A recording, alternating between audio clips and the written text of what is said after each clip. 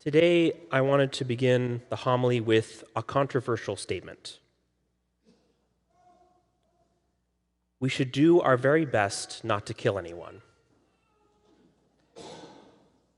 There's a few chuckles at that, but it is actually a controversial statement today that we should do our very best not to kill anyone.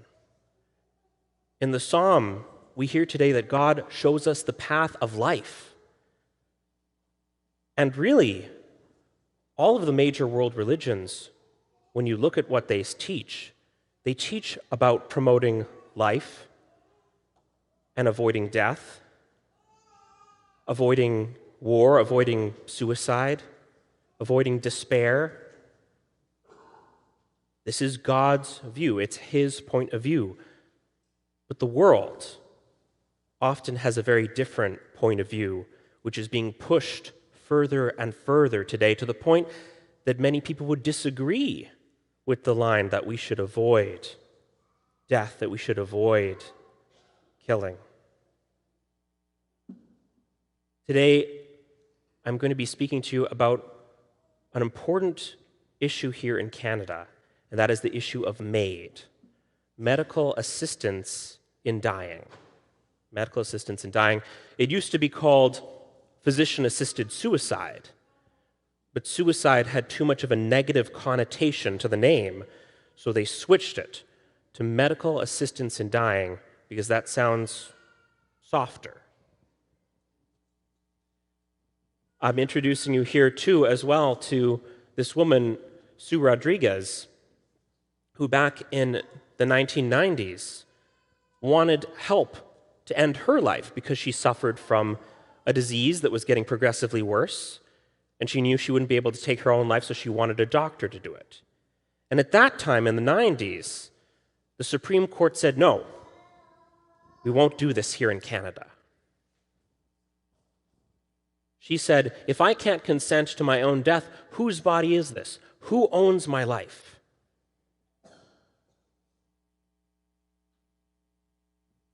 At that time, 20 years ago, as a country, or 20 years before 2016, as a country, we said no to that sort of death.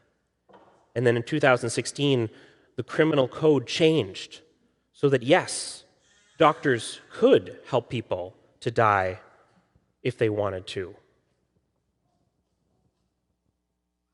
This is a view that we can either escape our suffering or we can endure our suffering, but there's no hope. There's no God point of view in this. And to be honest, if there is no God, then Sue's right. Well, might as well just end my life. What does it matter? But I'm telling you what God's point of view is.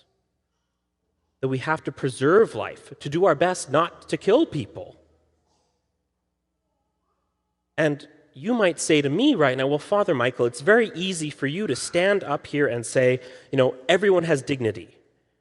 Everyone should feel like they're not a burden and be loved right up until the point of their natural death. It's easy for you to say that, Father Michael, and to say that that's what God says for us to do, but what if you had someone in your life? What if you had someone in your life who was suffering, in pain, had a lack of mobility, lower quality of life? If they were suffering, how would you feel about it then? And if you were to say that to me, I would say I had such a person in my life. I'd like to introduce you to my grandpa on my mom's side, Antonio. We would go to Mass every Sunday with my grandma and my grandpa, and afterwards we'd go to their house. My grandpa was a hard worker, an avid gardener, and he clearly loved us kids and playing with us.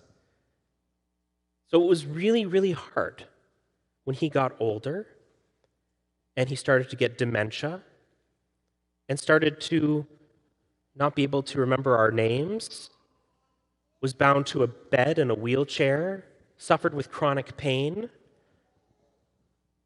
That was really hard to see. He couldn't feed himself even. And without a lot of diligent care from additional nursing staff and my mother and others, he would have died very quickly in that state. And there was, if I'm honest, a part of me that entertained the temptation of the world that maybe death would be better for him. I just want to be honest. I felt some despair. I felt downcast. I felt downcast like the apostles, like the disciples did when Jesus died. Well, we'd hoped that he'd be the Messiah, but he's dead now, and there's no hope. And all we can do is we can escape. We can escape Jerusalem, we can escape the pain, or we can stay and we can suffer, but there's no hope. But the disciples on the road to Emmaus didn't have the whole story. They didn't have God's full view. And myself, when I was entertaining those thoughts, I never wanted a doctor to end my grandpa's life. But there was part of me that thought, well, maybe it would be better for him to die. But I didn't have the whole view. I didn't know all the facts. I didn't know God's point of view. When we look at the scriptures, there is a big push for life. God is the God of the living, not of the dead. And the instances that we see in Scripture of people who take their own life are all condemned. They're all bad instances. There's two examples of kings in ancient Israel who wanted to end their own life. One was King Saul, who wanted to kill King David. He was not a great character. And then when he was wounded in battle, he had someone else end his life for him. Another depiction is Abimelech, who was such an evil king that he killed a bunch of his brothers so that he could become king. God portrays people who want to end their own life in a negative way, not to condemn them and say that they're bad, but to let us all know this is not a good thing. This spirit of despair and death and murder and suicide, they're all part of the same package. And then finally, there's a depiction here of Judas, who betrayed Jesus, and then he went and hung himself.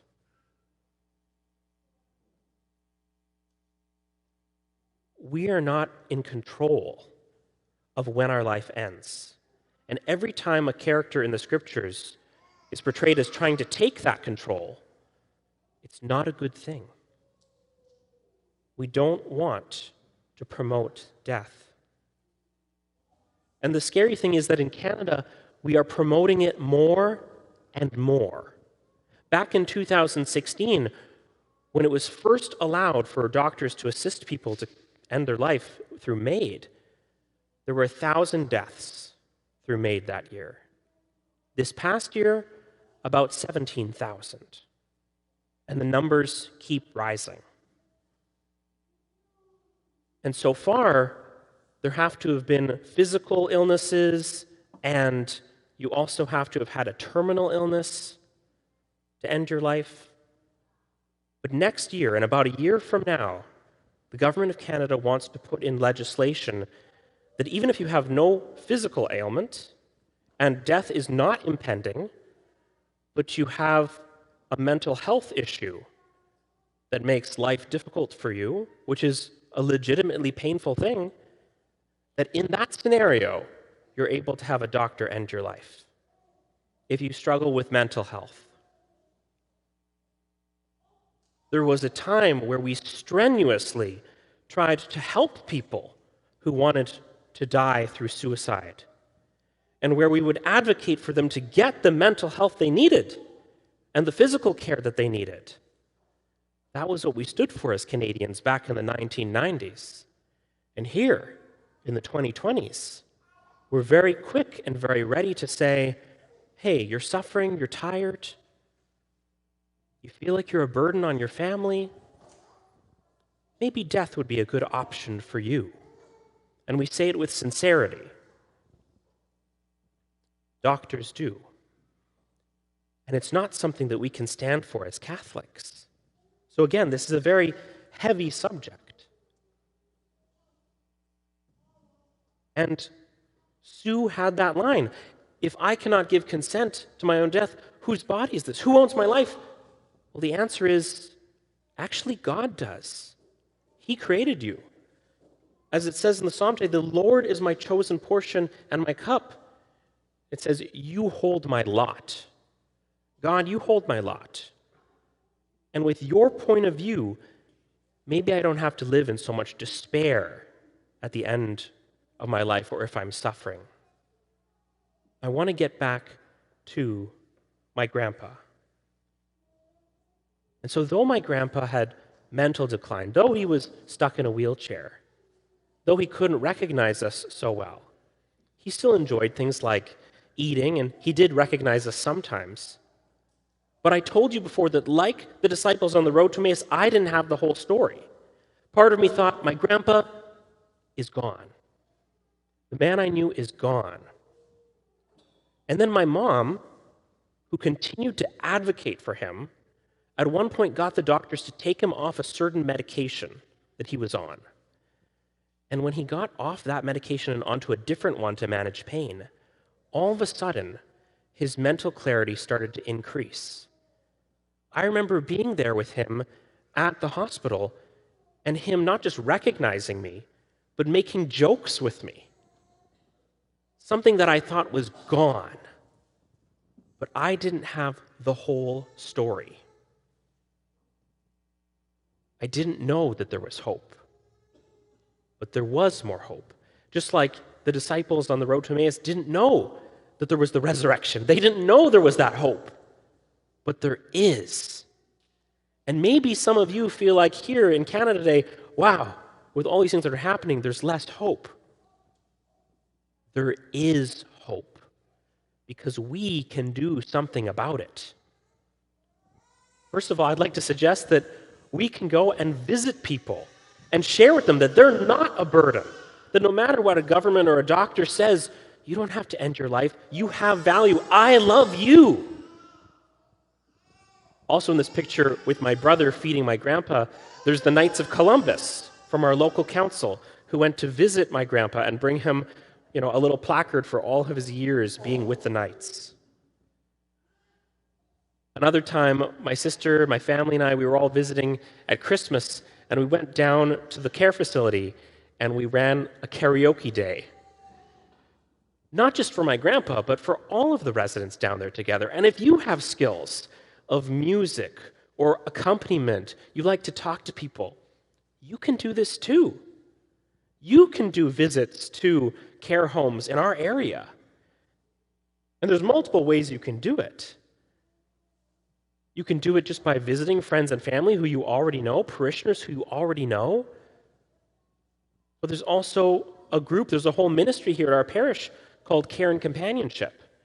There's some of these cards out in the foyer right as you exit. They bring communion to the sick. They also do visits. They also take care of some funeral ministry as well. There's all sorts of ways that you can assist people who are dealing with the grieving process, who are dying or close to death, to let them know your life still has matter and to bring God's point of view that they are a beautiful, beloved child of God into it. So that's the first thing I would say. Let's put ourselves in that place of caring for others. The second thing I would suggest is we can pray. We can pray for all of those who in our world today are struggling with the idea of, well, maybe my life is a burden. Maybe I should end my life through MAID. Pray for those people that God changes their hearts. Pray for those people who have already done this, who've already ended their life in this way, because we can pray as Jesus did, forgive them, Lord. They do not know what they're doing. They don't know. They don't know that they shouldn't be doing this. And we can pray for our government too, that it would change and not enact these laws, especially that will end people's lives who have mental health issues. And if that issue particularly concerns you, don't just pray for the government. You can come and pray on our day for prayer for palliative care here at this parish on May 8th. but also you can take action. If you follow this QR code, and it'll be put up again at the end of Mass, and it'll also be sent in the HDB Connect. If you follow this QR code, you'll go to a place where you can see a letter that's already been formatted that you could send, you could sign and send to our local government officials to let them know, I don't want this law coming into effect, that people with mental health issues can choose to end their life through MAID. You can also write your own letter yourself and send that in. Sometimes it's more effective to write your own and have a physical copy. And for those who can't do it online, there's a few physical copies out there in the foyer. Brothers and sisters, we can stand for life. That controversial statement I started with, that we can do our very best not to kill anyone, is something that we can all take action on today. Through visiting and being caring and compassionate to others, through our prayers, and through advocacy with the government, that we want to be a culture that supports a path of life, not a path of death.